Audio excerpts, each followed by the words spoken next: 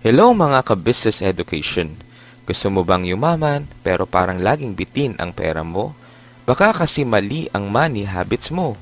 Tandaan mo ito, ang yaman hindi lang nakukuha sa laki ng sweldo mo, kundi sa tamang ugali sa pera. Kaya sa video na to, pag-uusapan natin ang 7 money habits na kailangan mong simulan ngayon para yumaman. Habit number 1. Pay yourself first.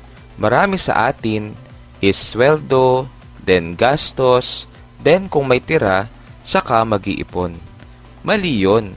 Dapat is sweldo, ipon muna, saka gastos. Dapat ay mag-automate ng savings. Kahit 10 to 20% lang ng sahod mo, diretsyong ilagay sa savings o investment account bago mo pa hawakan. Always remember, kung hindi ka magbabayad sa sarili mo ngayon, magbabayad ka sa utang bukas. Unahin mo future mo bago luho. Habit number 2. Live below your means.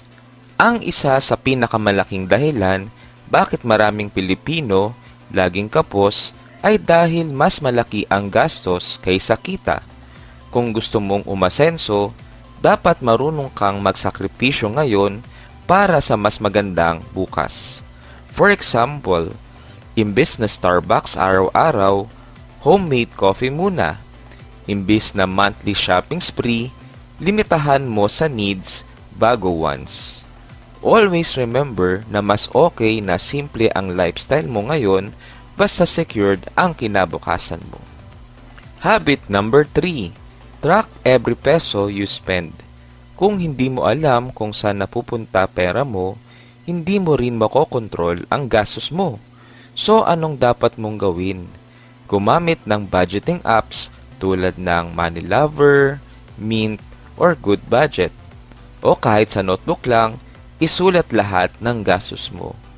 Minsan, mapapaisip ka, grabe, 1,500 pala gastos ko sa fast food last month. Dito mo marirealize kung saan ka pwede magbawas para makapag-ipon. Habit number 4. Build an emergency fund. Isang malaking dahilan bakit nalulubog sa utang ang karamihan ay dahil walang safety net. Kapag may bigla ang sakit, nawalan ng trabaho, o emergency, utang agad ang takbo. Dapat ang goal ay mag-ipon ng 3 to 6 months worth ng monthly expenses mo. Kung 15,000 pesos ang monthly gastos mo, aim for 45,000 pesos to 90,000 pesos emergency fund. Always remember na ang emergency fund hindi para yumaman ka agad, pero ito ang magpoprotekta sa iyo laban sa utang. Habit number 5. Invest to grow your money. Alam mo ba kung bakit maraming nagtatrabaho buong buhay pero hirap pa rin sa huli?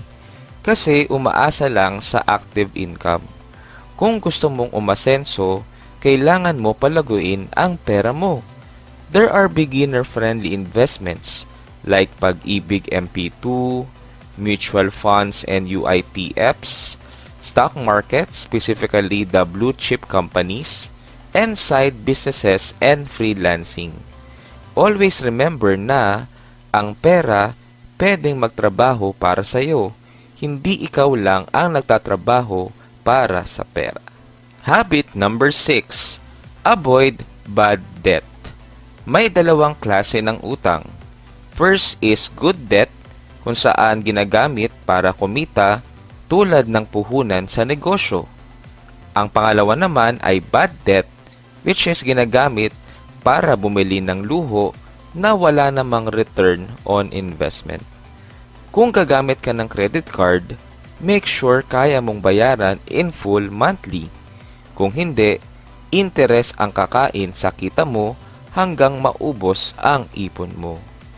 Always remember na ang utang ay parang quicksand. Mas lalaban ka, mas lulubog ka. Pero kung matalino ka, hindi ka basta-basta papasok dito. Habit number 7. Surround yourself with financially smart people. Kung lagi mong kasama ay mahilig gumastos, malaki ang chance na gagayahin mo rin sila. Pero kung ang kasama mo ay goal-oriented at discipline sa pera, maa-adapt mo rin ang habits nila. So anong pwede mong gawin?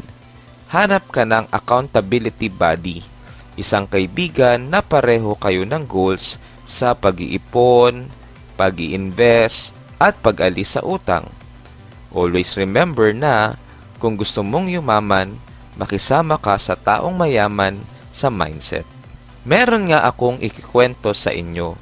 Si Carlo, 28 years old, dati laging sweldo at gastos, zero ipon at laging baon sa utang. Pero nagbago siya ng habits. 20% ng sahod niya napupunta sa savings. Nag-track siya ng gastos niya, nag-start mag-invest sa Pag-ibig MP2 at nagbukas ng maliit na online business. After 2 years, may 150,000 savings na siya. May maliit na negosyo at unti-unting kumakawala sa cycle ng utang. This proves na hindi laki ng kita ang dahilan, kundi tamang money habits. O ayan mga ka-business education, don't forget to subscribe to my channel, like this video, and comment kung anong learnings mo sa video na ito. Kita-kits!